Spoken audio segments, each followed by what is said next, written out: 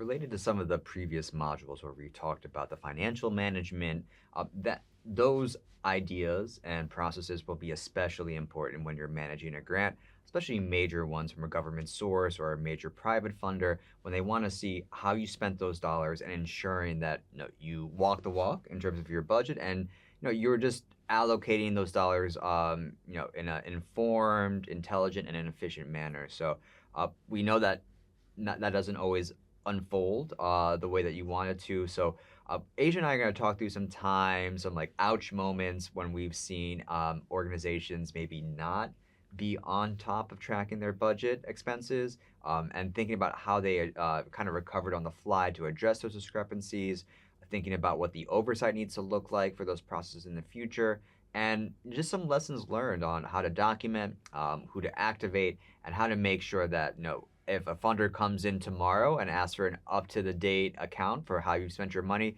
you're able to answer that with no egg on your face. So this is a big thing. No one likes to be audited. No one likes to not have the answers for this. So what have you seen in your experience working with the organizations that you've served?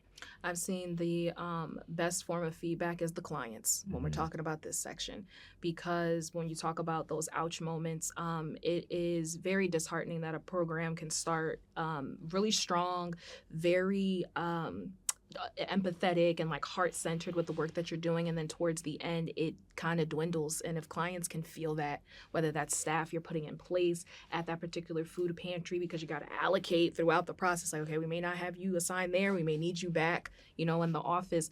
Clients can feel that, especially if you have returning folks. And when we talk about the food insecurity space, we have frequent flyers here because that's just the nature of how the work operates, as well as the lifestyles that people have. And so those ouch moments of folks just feeling like, what happened?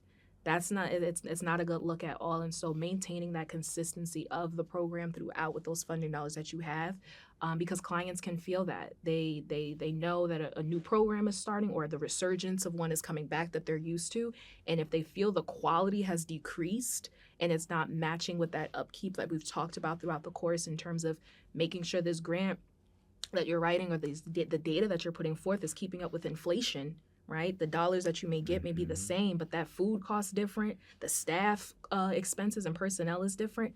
Your clients will feel that. So this is definitely the place where you want to heavily rely on those that are receiving services and goods from you. Yeah, I think that's a really great point. You really want to think before you put this budget in, just to allocate, whether it's a 1, 2, 3, or 4-year grant, what those changes might look like in terms of personnel. Inflation is a really great point, especially in our current climate. And yeah, the last thing you want is to start out really strong, but then run out of those dollars for like the last half of the grant, because your impact is going to feel it, your clients are going to feel it, and the funder is going to see that drop off. And so I think really, putting that time in, front loading it, like we've talked about with budgets, making sure that process is strong, and then you're able to implement. But then, when it comes to, that accounting, obviously when large grants that have this level of compliance are major dollars, and you want to make sure that you're checking in on a monthly or quarterly basis. Typically, these kind of level grants are reimbursement based.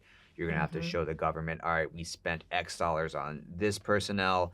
We spent Y dollars on the supplies in line with our budget. So that's a natural time to check in with whoever's doing the accounting at your agency, with your program managers, just to make sure you have the receipts, just make sure that you're staying on track. And you always want to have your finger on the pulse. You want to start and end strong with your grant and accomplish everything that you set out to do. Absolutely. And especially for smaller nonprofits where you're wearing multiple hats as a staff member. When we talk about accounting services, maybe you're in a situation where you're not able to outsource for external accounting, and you have those folks that are running some of the programs and they're making those tallies, or they're giving out gift cards or food cards to people. And time moves fast as it relates to being in emergency type services like this line of work.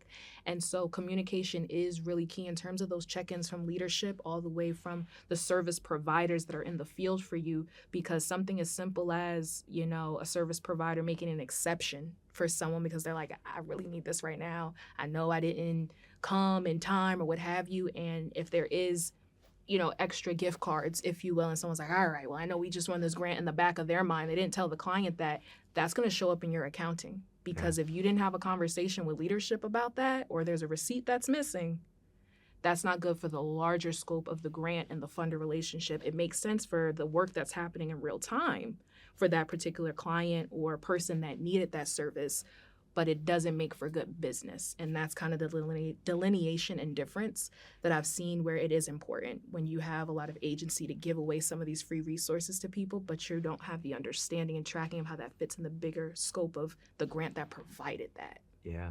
I would say that trust is easy to lose, but very hard to regain. And especially when it comes down to the dollars that a funder is trusting you with to implement your program, you want to make sure you honor that and treat it with the importance that it deserves.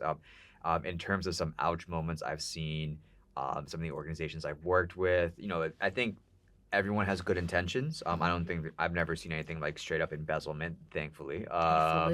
But I've seen just human mistakes where sometimes folks wait over a year to reimburse, and they have to backtrack and go through a year's worth of QuickBooks, and it's when you have that stress because you haven't been reimbursed like a year's worth of cash, like you have a shortfall that you're trying to fill right away. So you're trying to figure out what goes in there. You're trying to rush this in to get paid. And I think that's when mistakes can be made. I've seen organizations submit duplicate invoices because the right hand's not talking to the left, and one person submitting this report and then the other person submits it a month later and just are double dipping, so to speak. And then, you really have to go back to the funder and say, like, I made a mistake, and kind of unroll that. And that's time that's wasted that you could be using on your program, applying for other grants. It's definitely, that funder is going to scrutinize you that much more because you've made that mistake. So I think regular accountability, making sure that, everyone is talking to one another, from the folks who are rolling out the program, to the project director, to your accountant, to your executive director,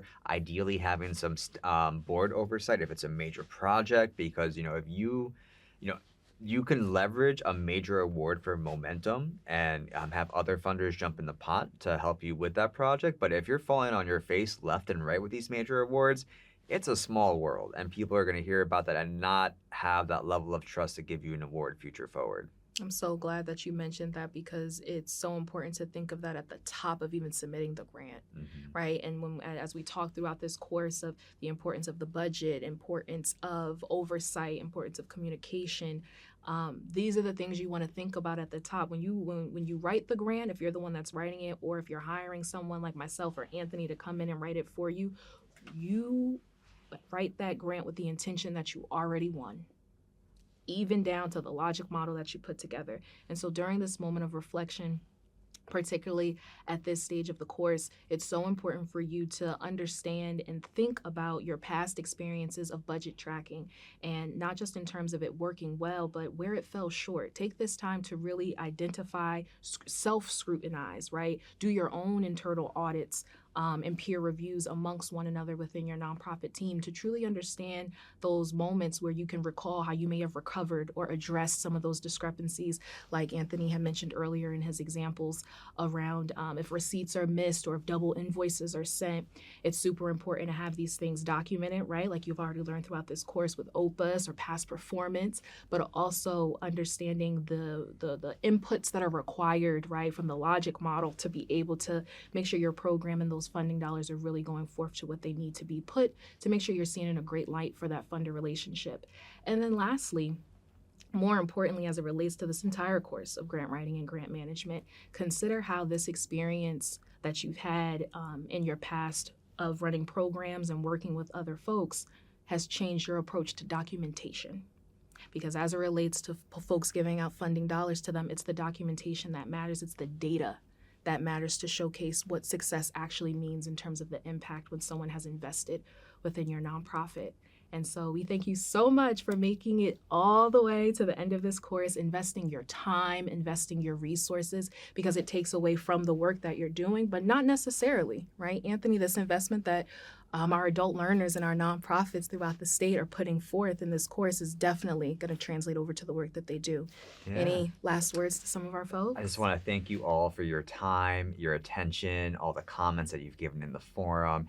We know that y'all are experts at what you do, and we're just hopeful that by Asia and I sharing some of our experiences, what we've seen, just give you a few tools or tips just to break down some of the analysis paralysis that can come with grant writing, and ultimately just get you, your organization, your personnel, and the community you serve the resources you need to keep impacting, keep changing the community, and improving people's lives.